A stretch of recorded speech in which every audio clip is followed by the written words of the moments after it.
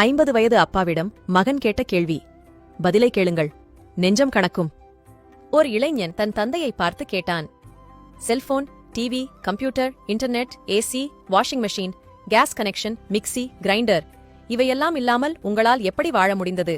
தந்தை பதில் கூறினார்.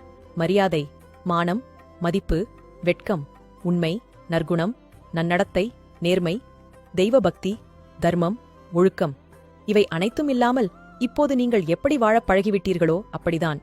ஆம், 1940 முதல் 1990க்குள் பிறந்த நாங்கள் உண்மையாகவே வரம் பெற்றவர்கள். நாங்கள் சைக்கிள் ஓட்டினோம், ஹெல்மெட் அணியவில்லை. பள்ளி முடிந்ததும் தோழர்களுடன் பொழுது சாயும் வரை விளையாடினோம். டிவியின் முன் உட்கார்ந்ததில்லை, உயிருள்ள தோழர்களுடன் விளையாடினோம். இன்டர்நெட்டில் அல்ல, தாகம் எடுக்கும்போது குழாய் தண்ணீர் குடித்தோம்.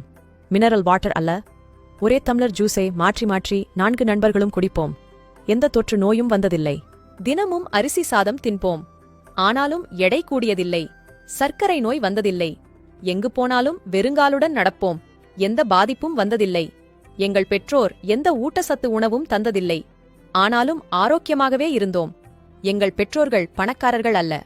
ஆனாலும் அன்புக்கும் பாசத்துக்கும் பஞ்சமில்லை. பெற்றோர்களோடு படுத்து உறங்கினோம். ஹாஸ்டல் அறைகளில் அல்ல. உறவினர்கள் மற்றும் நண்பர்கள் வீட்டிற்கு முன்னறிவிப்பின்றி போவோம். வரவேற்பிற்கும் விருந்திற்கும் குறை இருந்ததில்லை.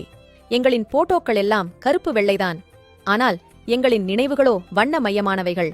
எங்களின் குடும்பங்கள் எல்லாம் அன்பை கொட்டும் கூட்டுக் குடும்பங்கள். உங்களைப் போன்று தனி குடித்தனம் அல்ல.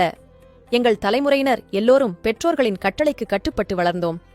பெற்றோர்களும் பிள்ளைகளின் உணர்வுக்கு மிகுந்த மதிப்பளித்தார்கள். சுருக்கமாக சொன்னால், we are the limited editions. ஆகவே எங்களை பயன்படுத்திக் கொள்ளுங்கள், அன்பாக இருங்கள், கற்றுக்கொள்ளுங்கள்.